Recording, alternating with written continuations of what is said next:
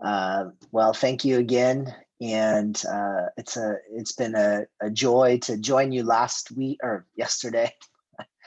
It's like every day is a year right now. But it was really good to join you all yesterday for worship and worship sharing. And last night's, I think we had a great conversation around the election.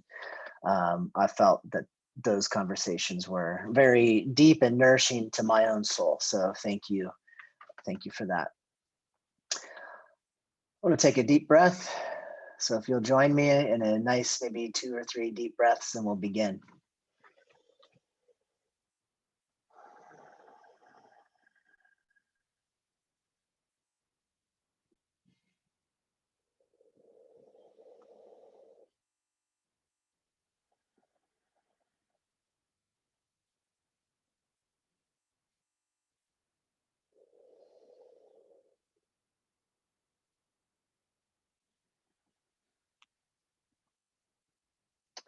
I want to give thanks for Deborah Shaw joining me as my traveling elder.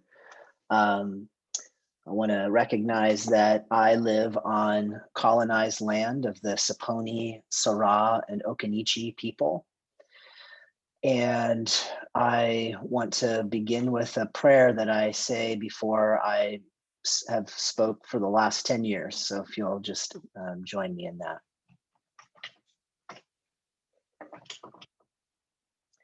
May the words of my mouth, the meditations of my heart be acceptable and pleasing to you, our rock and our redeemer. Amen.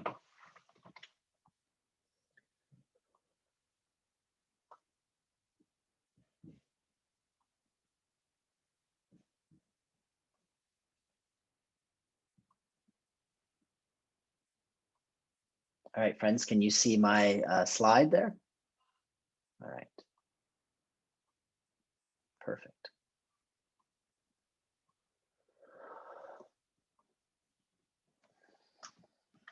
I want us to begin with a song.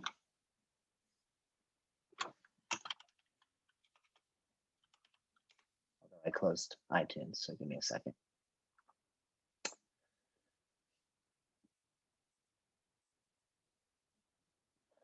Wanted to bring another Californian with me, Malvina Reynolds. I'm sure some of you know Malvina. This is her cover of Pete Seeger's song, God Bless the Grass. And I wanted to open with it. It's an important song to me, and I think it will set the tone nicely. So will you give me a thumbs up to make sure that you can hear it once it's playing?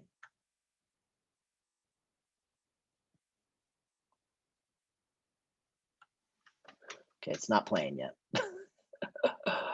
Come on.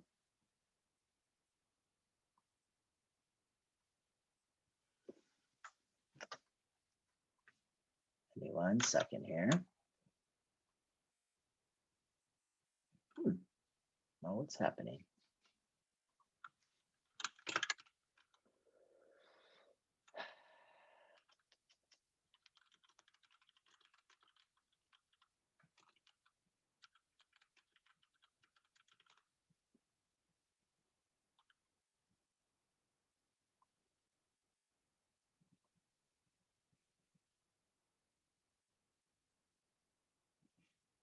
Okay, let's try this again here. All right, share audio. And there we go. Okay, I'm gonna hit play.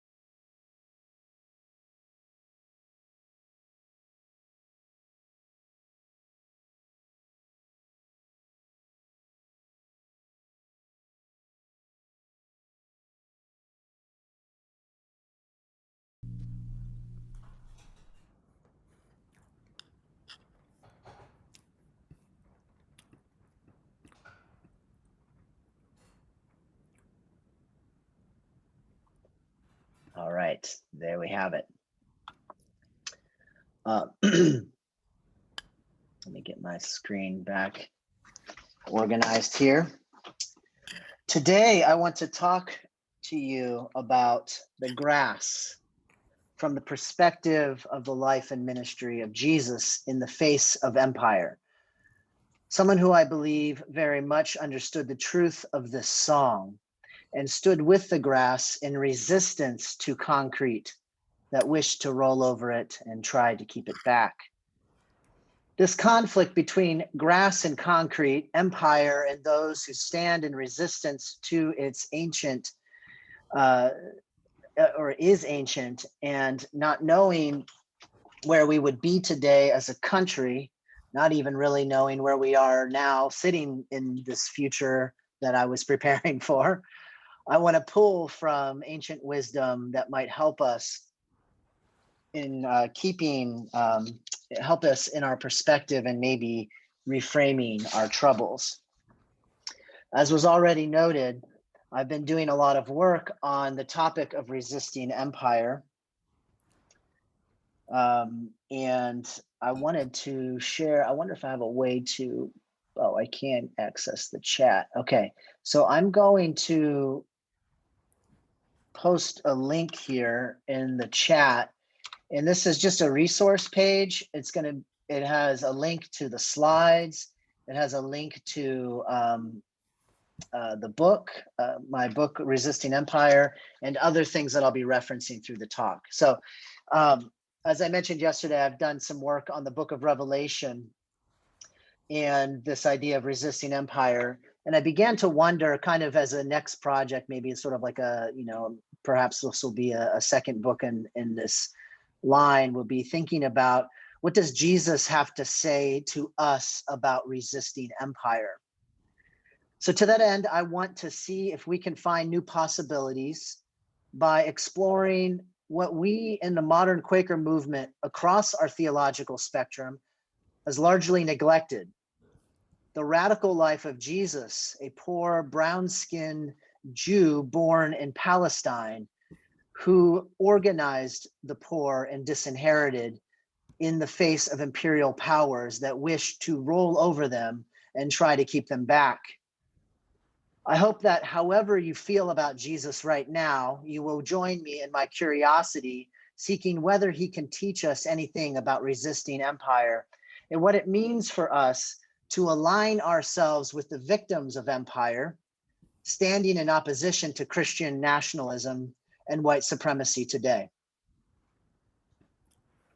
To begin, though, I want to give a little biography. I grew up in a poor working class family in Ohio. My parents were divorced, and I grew up with my mom, my stepdad, and my 5 siblings. We went to Catholic Mass from time to time. I remember many Christmases where the church was the community that provided Christmas gifts for my family. I remember multiple occasions where our home was being foreclosed on, and it was the church that paid the bill so that we could continue to live in our home. Later, we joined a fundamentalist charismatic church. My understanding of Jesus was very basic. Jesus to me was white, not radical. If anything, a proponent of the specific fundamentalist community I was a part of. And was largely focused on personal piety, conservative politics, conservative social practices. But when I read Jesus in the Gospels, I always had a sense that there was something more. I wouldn't have had the language for it back then, but it was something that I felt. Things didn't match up. It would take many years for me to learn of a different Jesus, the one that I want to talk to you about today. First, what facilitated that shift for me was when I went to Malone College in Canton, Ohio, a small evangelical liberal arts college that was started by Walter and Emma Malone, 2 holiness Quakers who had a deep commitment to the poor in Cleveland, Ohio. By the time I got to Malone, the Malones were long gone, and there was not much emphasis on the poor. But I did have a couple professors who taught me about Jesus, taught me that Jesus was a practitioner of nonviolence, something I had never even heard of. I didn't even know that was an idea that people had. Something some others taught me about poverty and what Jesus had to say about the poor. Others taught me about Jesus's social ethics. Instead of throwing out my earlier, more simple understanding of Jesus, this pushed me to revisit again the life and ministry. And that is where I began to see that he not only taught nonviolence, but was for the just treatment of men and women, was for the poor, and stood with them in the injustices that they faced. But this Jesus looked very different than the one that's on the screen now, our white American Jesus that we're very familiar with. Oh, let's see if I can, there we go. So this is a, what I consider to be a far more accurate portrayal of who Jesus was. This Jesus looks a lot more like a Black person, like a poor person, like a queer person, like those who are disinherited in all the ways that humans and the more than human world have been disinherited throughout human history. This view of Jesus that I want to present views him a lot more like a victim of empire than a crusader.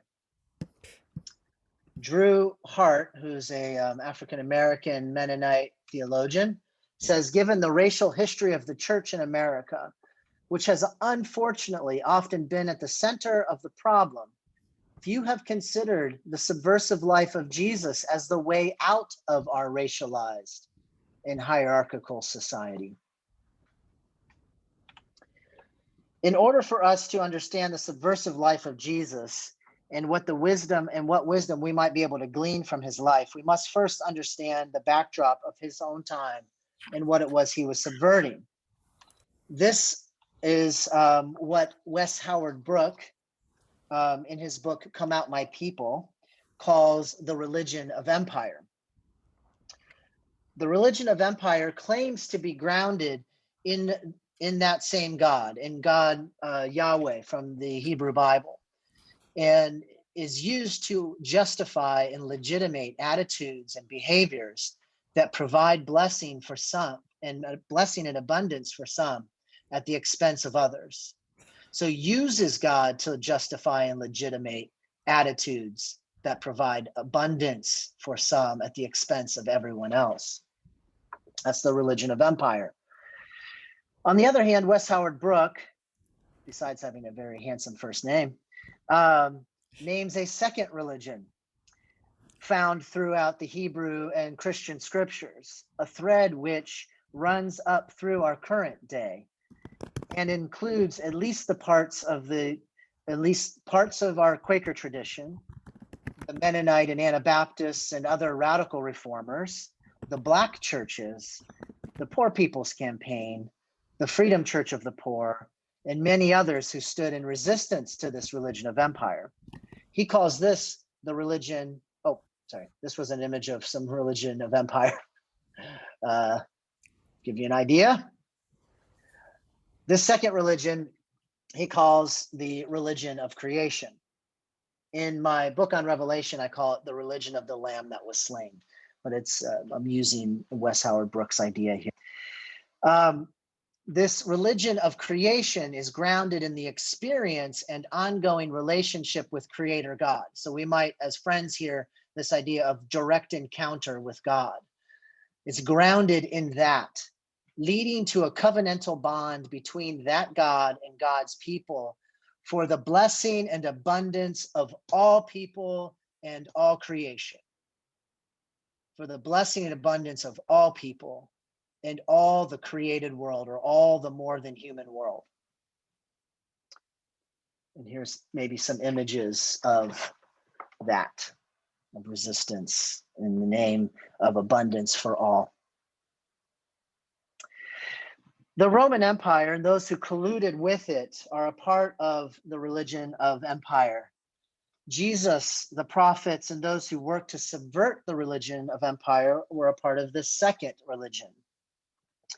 To dig in for just a moment further, consider some of the ways the religion of empire contrasts with the religion of creation. Again, this is Wes Howard Brooke from his book, and he is writing specifically about these two religions and finding them within the Hebrew and Christian scriptures and the differences that they are kind of basically arguing for. So the religion of creation sees God's home beyond and within all creation, where the religion of empire sees God's home in a temple near the palace or in the royal city. Where do you encounter God in the religion of creation? All of the earth. Where do you encounter God in the religion of empire? The urban temple, mediated by the priestly elite. Basic social structures within the religion of creation, egalitarian kinship. Within the religion of empire, hierarchical patronage. Basic economics, gift, barter, collaboration versus money, debt, competition, scarcity. Relationship with strangers, hospitality, love versus suspicion, scapegoating, violence. Relationship to the land, it belongs to God. People are its caretakers, its tenants. Religion of creation belongs to the king and those who can afford to buy it. And finally, what does the religion of creation do with its enemies? It seeks to love them, to befriend the stranger. What does the religion of creation do? It seeks to destroy them. Today, we're faced with something very similar. Drawing on King's triplets of evil, which he calls the giant triplets of racism, materialism, and it looks like there's a typo, and the war economy. Oh, sorry, no, there's no typo. Materialism and militarism.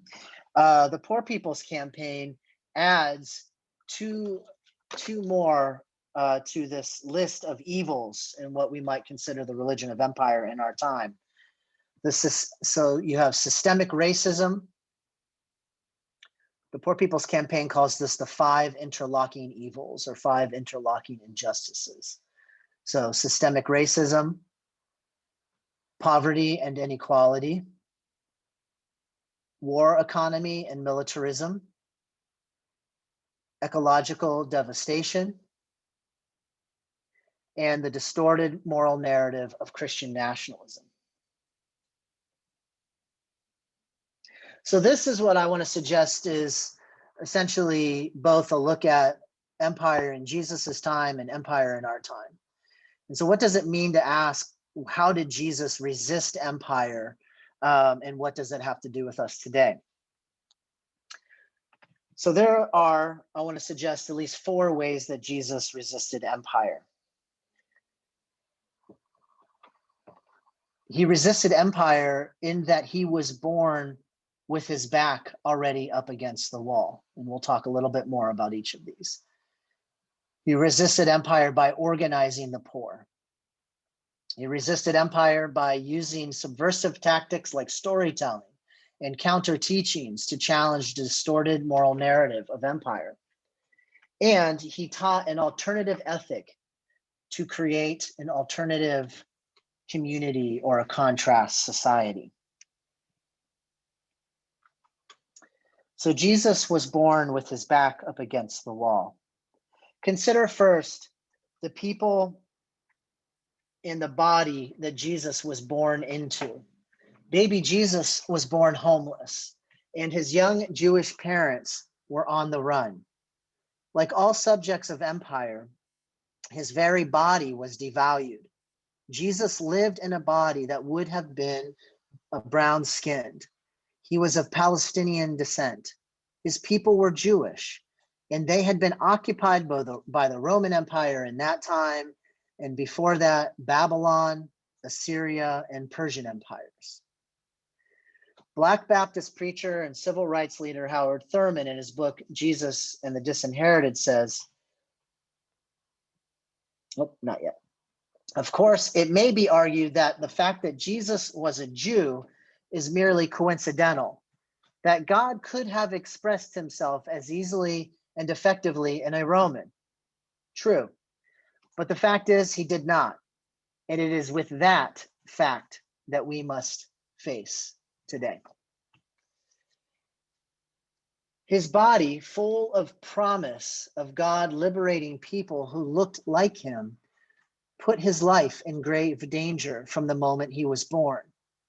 His birth may have been a miracle, but to remain alive was an act of resistance. As Chance the Rapper says, Jesus's black life ain't matter. I know, I talked to his daddy.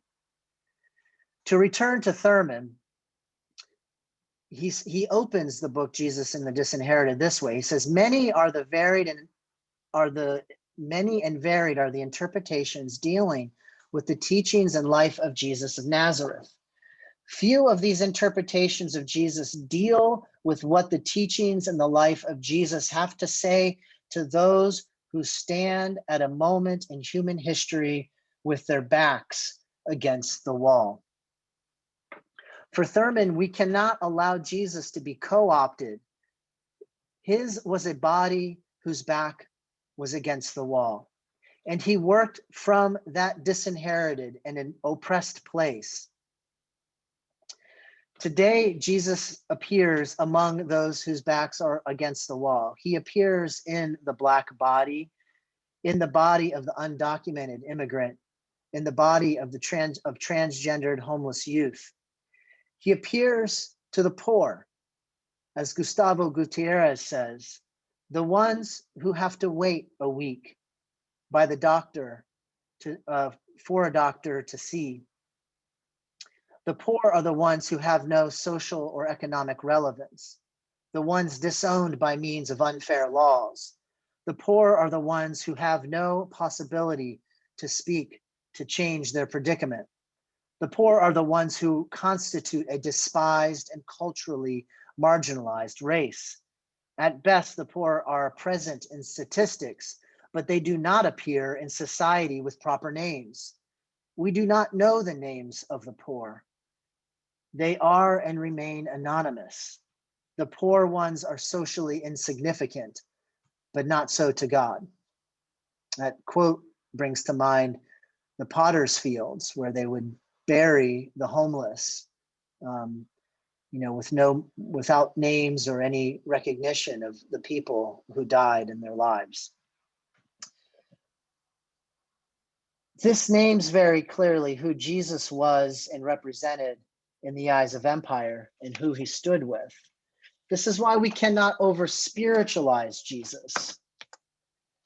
He had a physical body, and that physical body actually matters because it was that body that was born with a target on his head and a back against the wall. Secondly, Jesus organized the poor. Not only was he poor himself, but he aligned himself with the poor by organizing them.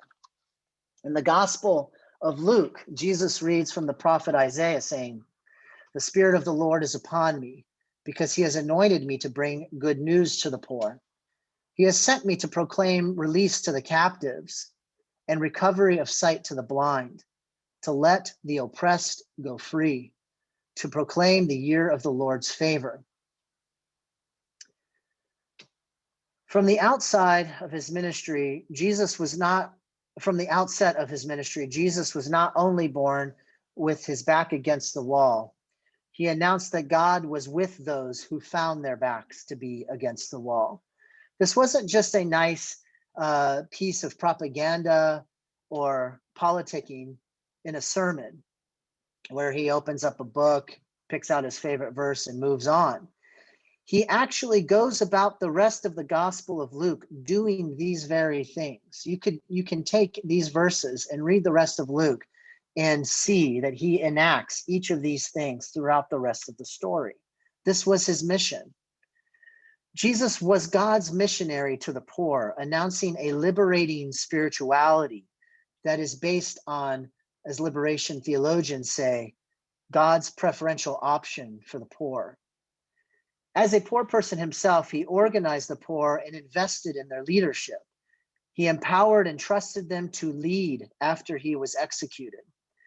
Those early disciples went on to establish the first Freedom Church of the Poor, which we see in the book of Acts, chapter 2, and in the New Testament.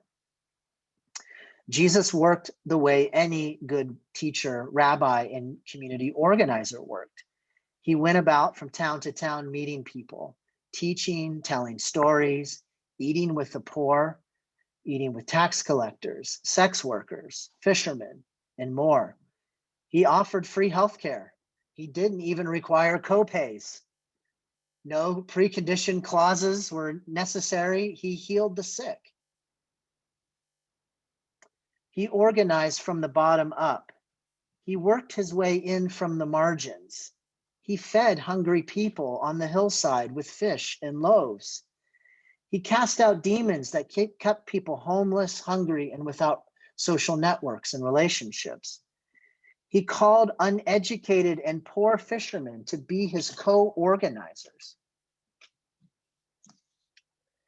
As Willie Baptist, who is a leader in the Poor People's Campaign and the National Union for the Homeless, recently said in one of our Freedom Church of the Poor services, Christ was an organizer.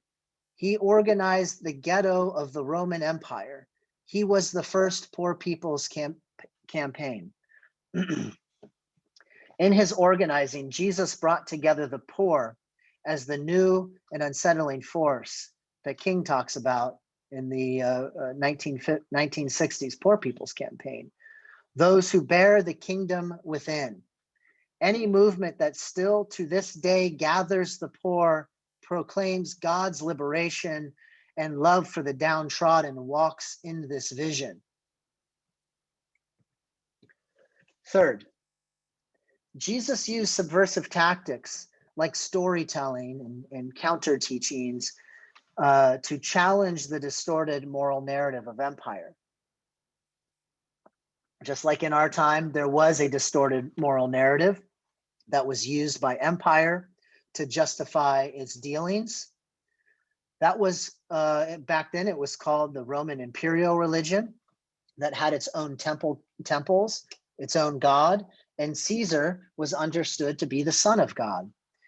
In addition to this, some of the religious leadership of the time, not unlike Christian nationalists today, benefited from going along with the religion of empire. Some of this was, in that time, the kinds of compromises you make when you have little to no power, but some of this was benefiting from and abdicating of responsibility.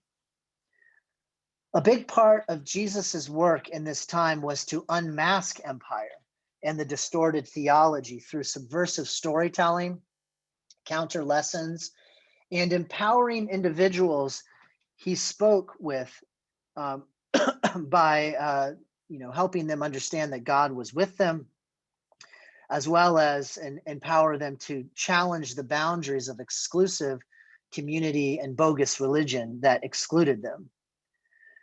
Similar to the song, God Bless the Grass, he told stories about lilies of the field, mustard seeds, one lost sheep, and the priority of all of these seemingly small and insignificant ones have in God's vision. Throughout the Gospels, Jesus tells these subversive stories or parables where people who have their backs against the walls are given dignity. They win over their bosses. Jesus used this classic formula for stories, but he flipped it. The losers are the ones who win. The victims of empire end up on top. The first is last, and the last is first. These kinds of subversive stories are meant to be little shockwaves that open up our moral imaginations to new possibilities. Queer Catholic theologian James Allison says this: parables are a little like time bombs. When they explode, they can cause change in the imaginative world. Jesus does this because of the hostility he is working with and the dangerous territory upon which he treads. Jesus's techniques consist of introducing a little subversion from within into the normal imagination in order to open up our horizons a little with respect to who God is and what God's ways are. Allison says that there are two ways to read these stories, these parables. The dull-hearted way that props up the status quo, and the way that includes a subversion from within or a hidden shock. A parable is meant to work its way into our imaginations. And when it detonates, it opens us up to new possibilities and new challenges.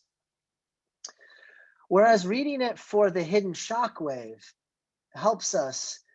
It's easy. Sorry, let me start over. It's easy to read these parables in ways that prop up the status quo. We often read these parables as God being, whoever the main character is who's angry and casting people out. We read that as God. But if you notice and you read these stories, Jesus never says that person is God. And then in fact, what happens is that individual sends people out into gnashing of teeth and punishment and all this stuff. And then Jesus will go on and say, the first will be last and the last will be first. He's telling you something. He's saying that individual who's acting like that, who's treating the poor like that, that's not God. That is someone who stands in opposition to God.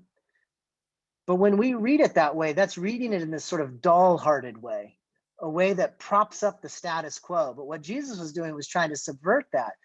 So when we read it in this other way, we're forced to kind of ask, why are we biased when we read these stories, and we try to make God out to be the one who's punishing, who's angry, whose anger needs to be appeased in some way. So it kind of forces us to say, wait, why am I reading the text this way? One more quick example on this line, in terms of a counter teaching that Jesus does, not necessarily a parable, but a counter teaching to the distorted moral narrative of empire, comes from this phrase from Matthew 26, the poor will always be with you. Jesus says this, and this has been a phrase that has been used against the poor for centuries.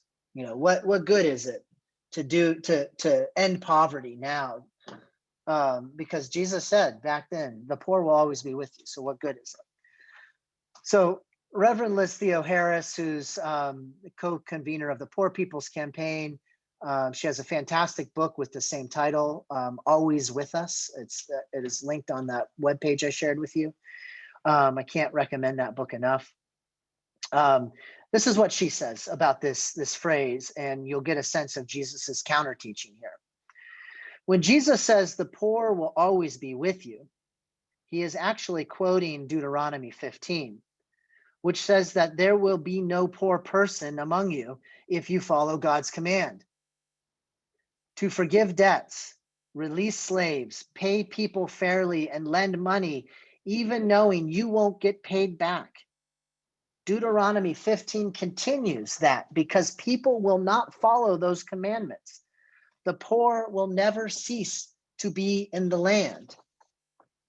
She continues, thus in this passage and throughout the Bible, Jesus isn't condoning poverty.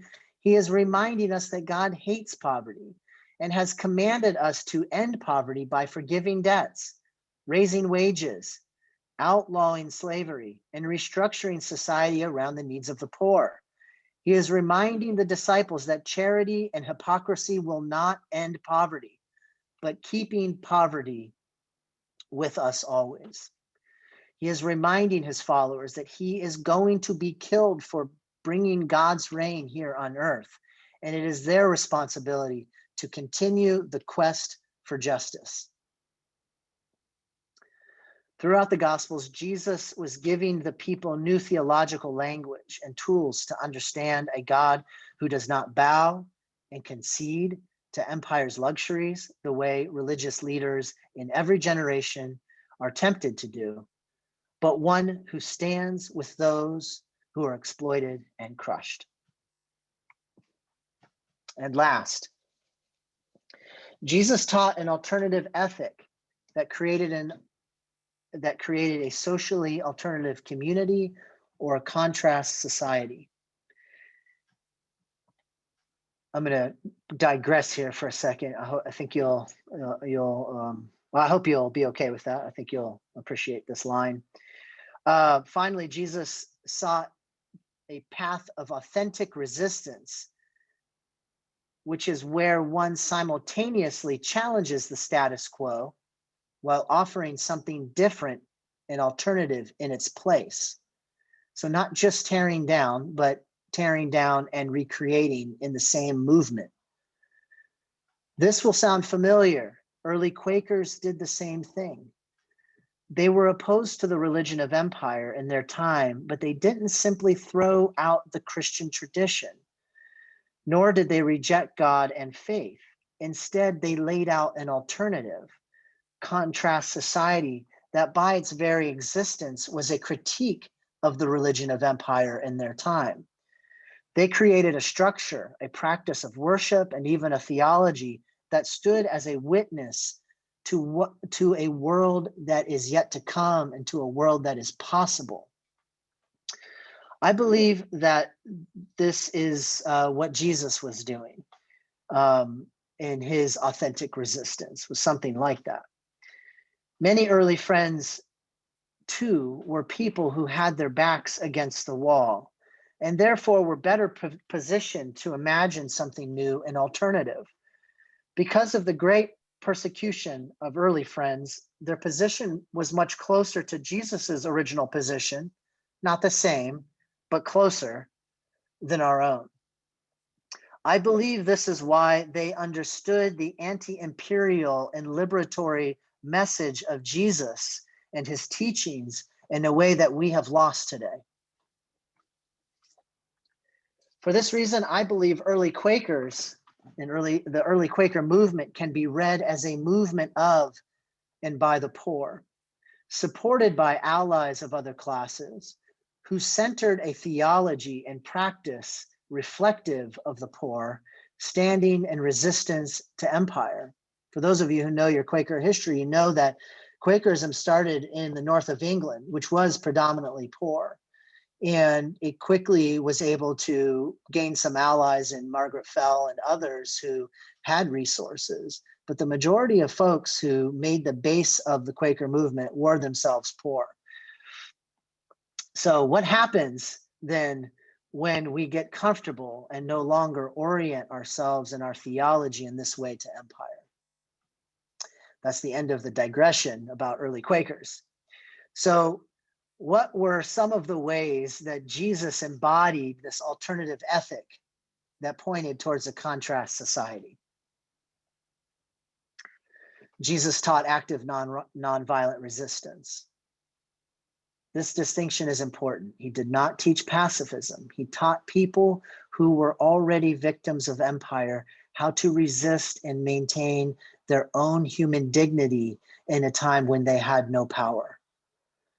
Now, I know that later, if you want, Gail will tell you more about the teachings of Walter Wink and what he has to say about Jesus's practices of nonviolence. So I'll leave her to that homework later for all of you.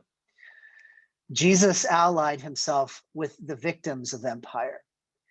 How often was he seen with the poor, the sick, the disabled, the tax collectors who were scorned by people on every side of them, and by sex workers? Jesus kept company that those in power constantly tried to use to discredit him. Jesus, on the other hand, worked to subvert the idea of family.